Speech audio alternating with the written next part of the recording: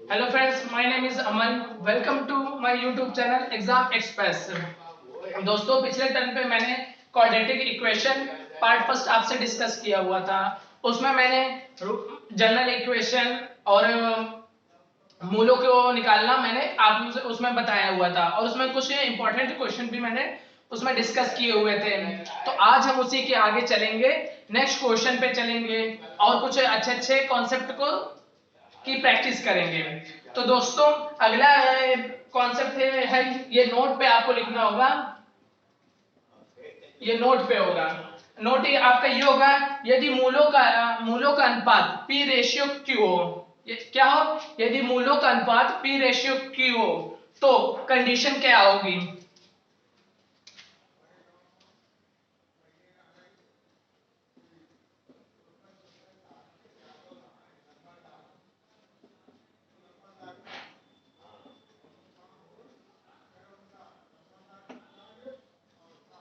p ratio q है तो इसमें मेन रिजल्ट क्या है, तो आपका रिजल्ट निकल के ये आएगा,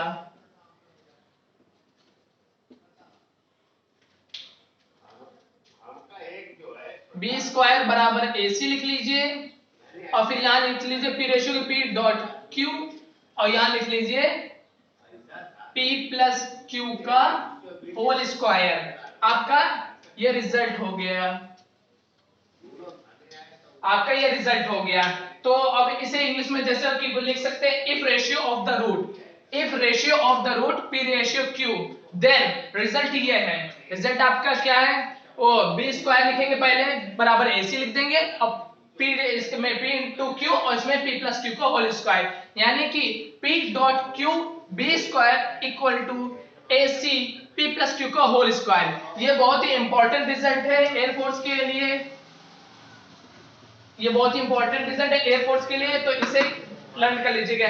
अब इससे क्वेश्चन कैसे बन के आते हैं, क्वेश्चन जैसे आपका दिया है, find condition when roots of equation ax square plus bx plus c बराबर 0 आर गिवन इन 3:5।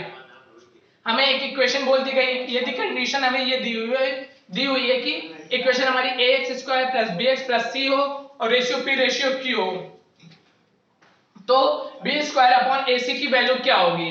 तो बी स्क्वायर अपॉन ए सी क्वेश्चन ये था। अब हम इसका सॉल्यूशन हमने वो बताते हैं। हमें गिवन क्या है, P अपॉन Q की वैल्यू दे रखी है 3:5, 3/5, P रेशियो की वैल्यू 3/5 दे रखी है और ये इक्वेशन आपको दे दी गई बताने के लिए कि क्या है, ये क्वाड्रेटिक इक्वेशन में पूछा जा रहा है। कॉन्सेप्ट में रखेंगे 5 3 जा 3 इंटू 5 इंटू बी स्क्वायर, ठीक, a डॉट सी लिख दिया, ब्रैकेट में लिख देंगे p प्लस क्यू, 5 प्लस 3 8 हो जाएगा, 8 का होल स्क्वायर कितना हो जाएगा 64, बी स्क्वायर अपॉन, हाँ और इसमें क्वेश्चन में ये बोला गया था बी स्क्वायर अपॉन ए सी फाइंड आउट कीजिए, ठीक, बी स्क्वायर ऐसे रहने देंगे अपॉन ए सी को नीचे ले आएंगे और ये हो जाएगा 8 8 जा 64 अपॉन 5 3 जा 15, ये आपका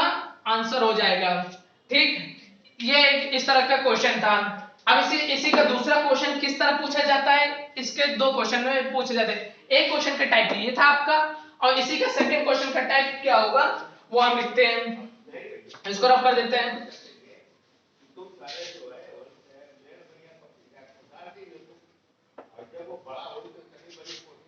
ठीक, क्वेश्चन यदि आपका बोला जा रहा है, यदि समीकरण ax square plus bx plus c का एक मूल दूसरे मूल का 3 गुना है, क्या बोला गया, इक्वेशन हमें ax square plus bx plus c बराबर 0 दे रखा हुआ है, तो उसमें बोला जाए एक रूट दूसरे का 3 टाइम्स है, दूसरे मूल का यानी कि रूट्स का 3 टाइम है, तो हमें बी स्क्वायर अपॉन ए सी की वैल्यू फाइंड आउट करनी है। तो इसमें क्या बोला जा रहा है, सबसे पहले एक मूल दूसरे का 3 गुना यानी कि P यदि 1 है तो Q आपका हो जाएगा 3, P यदि 1 है तो Q आपका हो जाएगा 3, एक मूल दूसरे का 3 गुना है, ठीक, ये कर दिया। अब इसमें आपका बोला जा रहा है बी स्क्वायर अपॉन ए सी को फाइंड आउट कीजिए, ठीक है, हमने क्वेश्चन से समझ के लिख लिया। अब क्वेश्चन हमारे पहले वाले क्वेश्चन की फॉर्मेट में बन गया, तो इसको हम ऐसे ही सॉल्व कर लेंगे। कैसे? ये 3 हो जाएगा, डायरेक्ट रखेंगे, ये बी स्क्वायर हो जाएगा, 3 into 1 b square equal to AC 4 का होल स्क्वायर। क्यों? 3 + 1 4, 4 का whole square, B square upon AC equal to 4 4 जा 16/3। ये आपका आंसर हो जाएगा।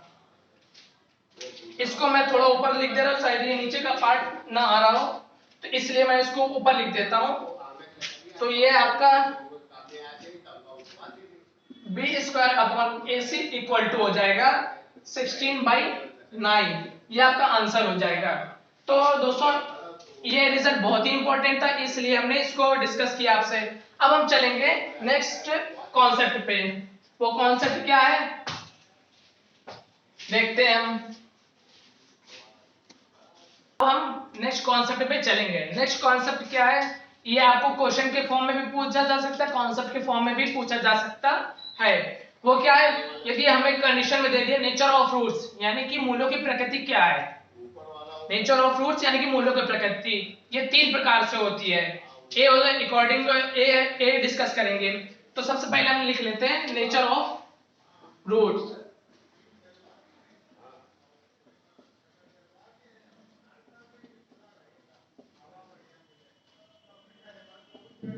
नेचर ऑफ फ्रूट्स, इसमें ए क्या है?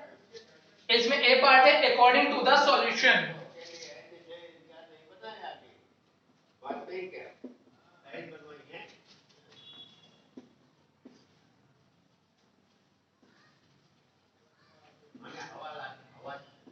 अकॉर्डिंग टू द सॉल्यूशन यानी कि आपका क्या है? अकॉर्डिंग टू द सॉल्यूशन का मतलब होता है हिंदी में हलों के आधार पर, यानी कि क्वेश्चन का कौन सा फॉर्मेट होगा। तो सबसे पहले इसमें आता है हमारा step first. According to the solution में भी 2 स्टेप हैं, step first and step second. Step first से अलग क्वेश्चन बनेगा और स्टेप सेकंड से अलग क्वेश्चन बनेगा। उसको हम कैसे डिस्कस करते हैं देखिए। स्टेप फर्स्ट आपका ये है, पहले हमें निकालना होगा विविध कर्व, जो कि हमने 12th में सीखा है, यानी कि d = b² - 4AC। तो पहला स्टेप में क्या होगा? d निकालेंगे इक्वल टू b² - 4AC। ये आपका स्टेप फर्स्ट में आता है और स्टेप सेकंड में भी इसी का सबसे बड़ा रोल है। स्टेप फर्स्ट में जब ये लिख दिया तो इसमें ABC belongs to integer number, यानी कि पूर्णांक हो। ABC क्या आपका हो? पूर्णांक हो। तो ठीक, तो इसमें 3 रिजल्ट होते हैं। 3 रिजल्ट, A क्या है, B क्या है, C क्या है।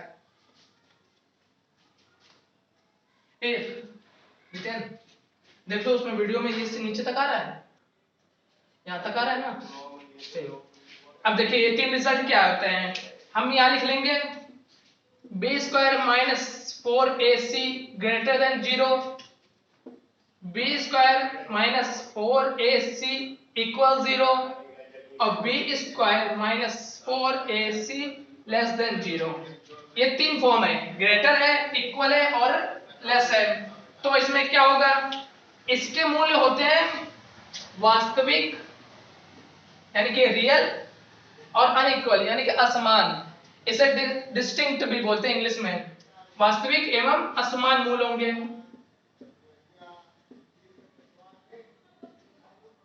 असमान, इसमें क्या होगा? वास्तविक और समान होंगे।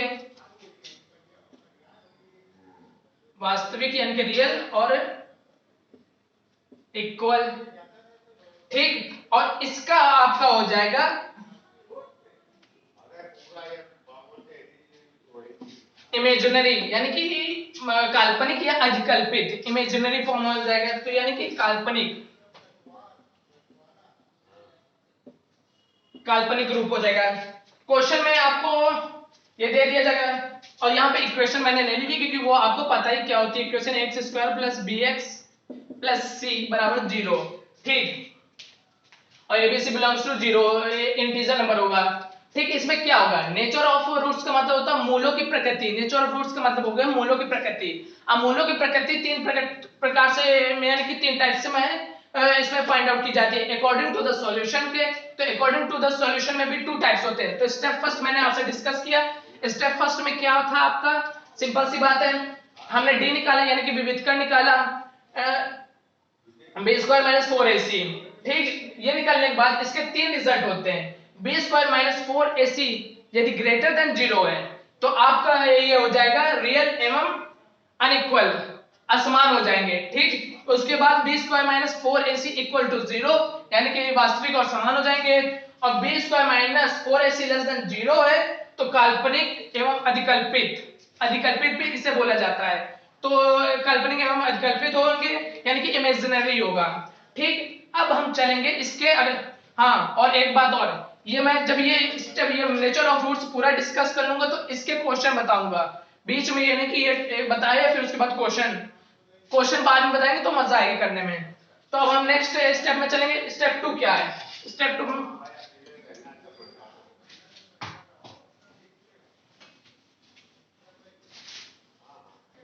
हाँ तो अब हम चलेंगे स्टेप 2 में। स्टेप 2 क्या है आपका, सेम यदि ये क्वेश्चन दे रखी हो तो यहाँ पे A B C belongs to Q, Q आपका यहाँ पे होता है परिमेय संख्या, परिमेय संख्या माने कि रैशनल नंबर होते हैं, रैशनल नंबर ये आपको पता ही होगा, ठीक। इसमें भी तीन होते हैं, ए बी और सी, सेम ये हो जाएगा, इसमें क्या होगा बी स्क्वायर माइनस 4ac, ये आपका परफेक्ट स्क्वायर होना चाहिए। यदि बी स्क्वायर माइनस 4ac की वैल्यू परफेक्ट स्क्वायर है यानी कि आपका हो गया जैसे कि 4 हो गया, 9 हो गया, ठीक, 16 हो गया, 25 दैट ये पूरा में यानी कि चलता जाएगा, परफेक्ट स्क्वायर होगा तो ये लगेगा, और ये बी स्क्वायर माइनस 4ac बराबर 0, एक मिनट इसमें तो मैंने एक बात बताई नहीं, ये बाद में बताएंगे। जब ये परफेक्ट स्क्वायर होगा तो ये इसके मूल क्या होंगे, इसके मूल हो जाएंगे दो परिमेय यानी कि 2a रैशनल एंड अनइक्वल, असमान, दो वो रूप क्या हो जाएंगे आपके दो परिमेय और असमान मूल होंगे, तो इसमें मैं लिख देता हूं दो परिमेय एवं समान मूल, दो परिमेय एवं असमान, ठीक। अब यदि B square minus 4ac be same हो यदि परफेक्ट स्क्वायर हो और ये 0 के इक्वल हो, क्या हो बी स्क्वायर माइनस 4ac यदि 0 के इक्वल है और ये परफेक्ट स्क्वायर है तो ये हो जाएगा दो परिमेय एवं समान मूल, इसमें असमान था इसमें हो जाएगा समान मूल,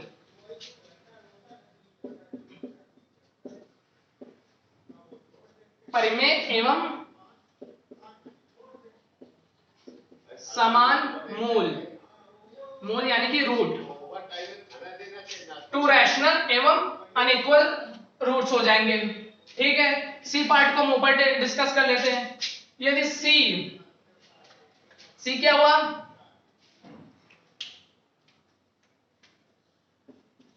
बी स्क्वायर माइनस 4ac आपका परफेक्ट स्क्वायर नहीं होता है, जैसे perfect square non perfect square, non perfect square, जैसे नॉन परफेक्ट स्क्वायर क्या होता है 1 हो गया, 3 हो गया, 5 हो गया, 8 हो गया,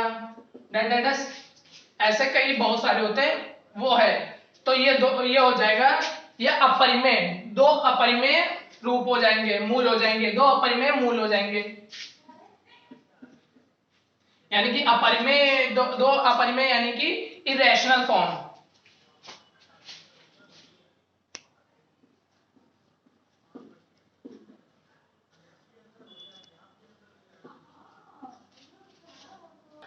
तो ये हो गया दो अपरिमेय मूल हो जाएंगे यानी कि टू इरेशनल रूट्स हो जाएंगे।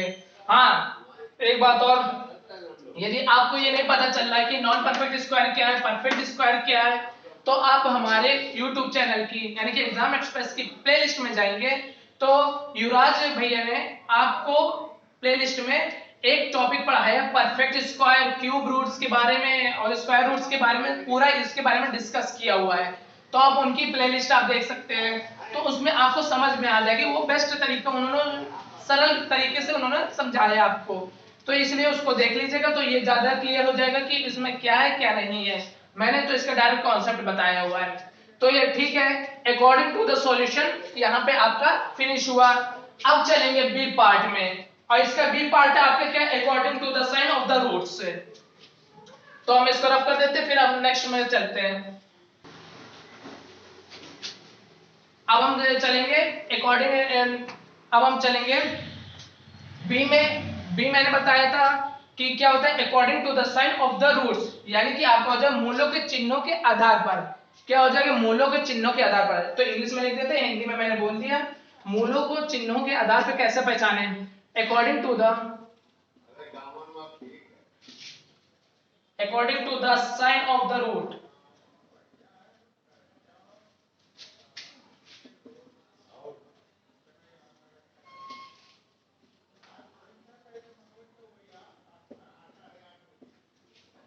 ठीक, इसमें क्या होता है, इसमें भी चार होंगे, यानी कि चार प्रकार के, ए बी सी, थोड़ा छोटा लिख देते हैं, ए, पहले ये डिस्कस करते हैं हम आपसे। ए में क्या हो जाएगा, इसमें सबसे पहले स्टेप फर्स्ट देखेंगे। इसमें से स्टेप फर्स्ट हमें देखना है, स्टेप फर्स्ट क्या है, जैसे उसमें स्टेप देखे तो इसमें सब एक ही है, ज्यादा इसमें कुछ उसमें नहीं है कि हमें स्टेप फर्स्ट के बाद में और कुछ से स्टेप में जाना है। तो स्टेप फर्स्ट हम क्या देख रहे हैं, यानी कि आपको निकालना माइनस का b अपॉन ए निकालना है वैल्यू, और c अपॉन ए की वैल्यू निकालनी है। यानी कि आपको इसमें निकालना है माइनस का b अपॉन ए और c अपॉन ए। ठीक, हमें वैल्यू फाइंड आउट करनी है। अब हम चलेंगे इसके रिजल्ट पर। इसका रिजल्ट क्या हो जाएगा, इसका रिजल्ट आपका हो जाएगा, यदि क्या लेते हैं, ए ऑप्शन यदि है माइनस का b upon a greater then 0 है, या c upon a greater then 0 है। क्या है, यदि minus b upon a greater then 0, c upon a greater then 0 है, तो ये हो जाएगा दो असमान धनात्मक मूल। इसका क्या हो जाएगा,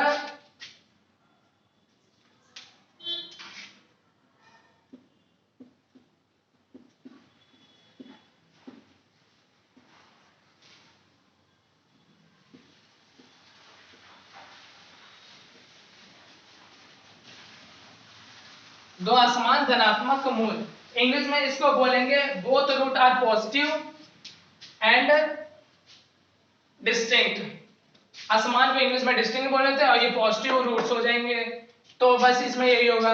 बी में चलेंगे तो आपका क्या हो जाएगा, माइनस का b upon a less than 0, या c upon a greater then 0।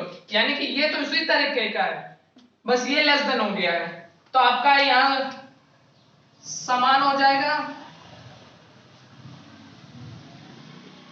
दो समान ऋणात्मक मूल, यानी कि नेगेटिव रूट हो।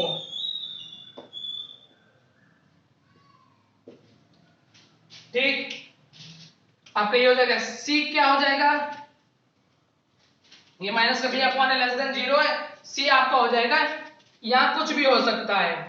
क्या हो सकता है, यहां minus b upon a greater than या लेस देन कुछ भी हो, लेकिन c upon a less than equal to 0 हो गया है। क्या हो गया है, यहां पे आपका कुछ भी हो सकता है, लेकिन यहां पे c upon a less than 0 हो गया है, तो ये विपरीत चिन्ह के मूल आ जाएंगे, यानी कि विपरीत चिन्ह के मूल हो जाएंगे।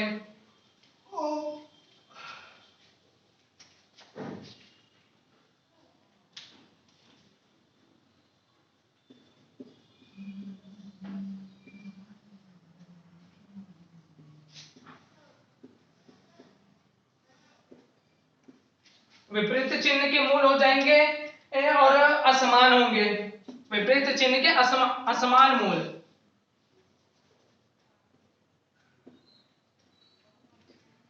यानी कि डिस्टिंक्ट हो जाएंगे, आपका ये हो जाएंगे। और एक लास्ट बचता है, उसे हम करते हैं डी नंबर। यदि b की वैल्यू 0 हो गई है, यदि b की वैल्यू 0 हो गई है तो ये परिमाण में समान हो जाएंगे किंतु अपोजिट साइन होंगे। क्या होंगे? यदि परिमाण में समान हो जाएंगे लेकिन विपरीत चिन्ह के, अपोजिट साइन हो जाएंगे।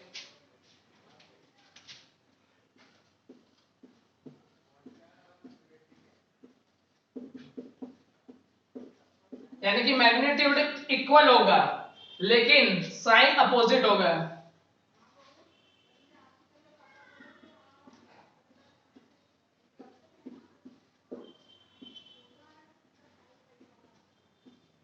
विपरीत चिन्ह हो जाएगा, ठीक। तो ये बी पार्ट मैंने आपसे डिस्कस किया, इसमें ज्यादा कुछ नहीं करना था। माइनस बी अपॉन ए सी अपॉन ए, यदि क्वेश्चन दे दिया गया तो आपको पहले माइनस बी अपॉन ए सी अपॉन ए की वैल्यू निकाल लेनी है। जब वो निकल आ जाएगा तो ए में चेक करेंगे माइनस का B upon a greater then 0 या सी अपॉन ए ग्रेटर देन 0 है तो आपका हो जाएगा दो असमान धनात्मक मूल हो जाएगा, ठीक। यदि बी पार्ट में यदि आपको दिख रहा है सी अपॉन ए, यदि माइनस का B upon a less than 0 या सी अपॉन ए ग्रेटर देन 0, वो ऊपर बी और सी ए और बी में सेम हो, लास्ट वाला क्वेश्चन में लास्ट वाला सेम हो, तो आपका हो जाएगा दो असमान ऋणात्मक मूल हो जाएगा। सी में आपसे यदि पूछा जाए फर्स्ट फॉर्म में minus B upon a less then हो सकता है या minus B upon a greater then 0 हो सकता है, लेकिन सी अपॉन ए लेस देन 0 है तो ये आपका हो जाएगा विपरीत चिन्ह के असमान मूल हो जाएंगे, यानी कि साइन अपोजिट हो जाएंगे और डिस्टिंक्ट होंगे, असमान हो जाएंगे।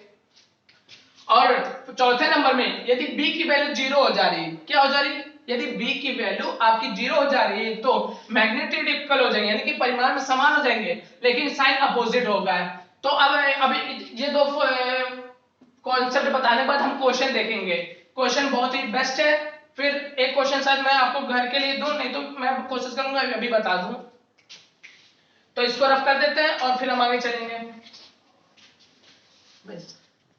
अब हम क्वेश्चन पे चलेंगे। क्वेश्चन जैसे आपका दे रखा है for equation x² + 2p - 1 bracket में x इक्वेशन लिख दे रहा हूं। इक्वेशन आपका है x² + 2p - 1 into x plus 9 equal to 0। ये इक्वेशन हो गई। बोला गया है रूट्स आर मैग्नीट्यूड इन, ये इक्वेशन आपको दे दी गई है x² + 2p - 1 x + 9। तो इसमें बोला गया है roots are equal in magnitudes. क्या है? रूट्स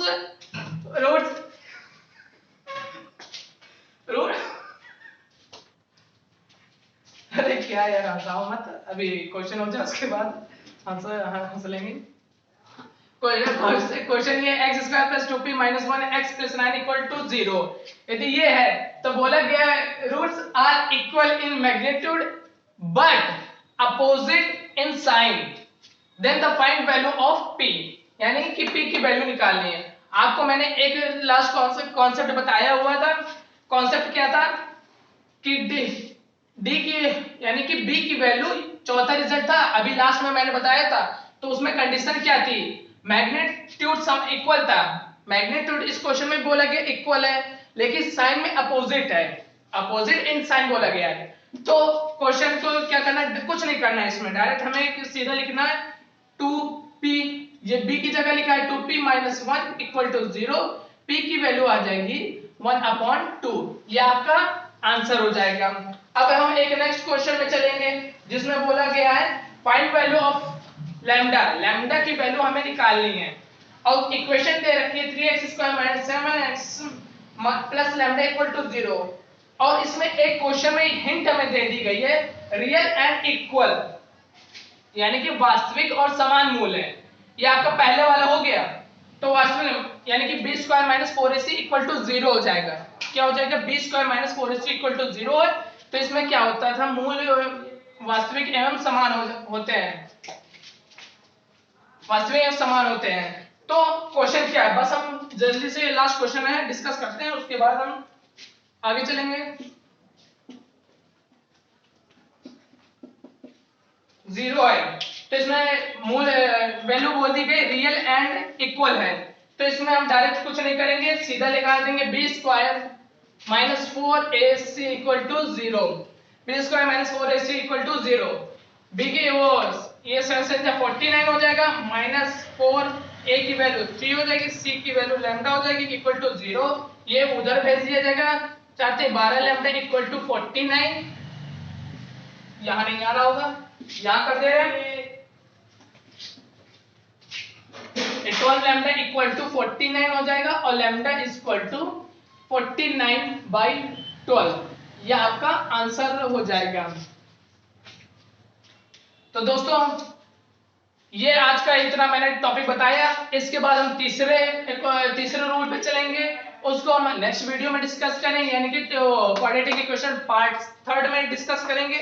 और दोस्तों इस वीडियो को लाइक करो, शेयर करो और सब्सक्राइब करो, जिससे कि हम भी मोटिवेट होते हैं और हमें भी बनाने में और ज्यादा अच्छा लगता है।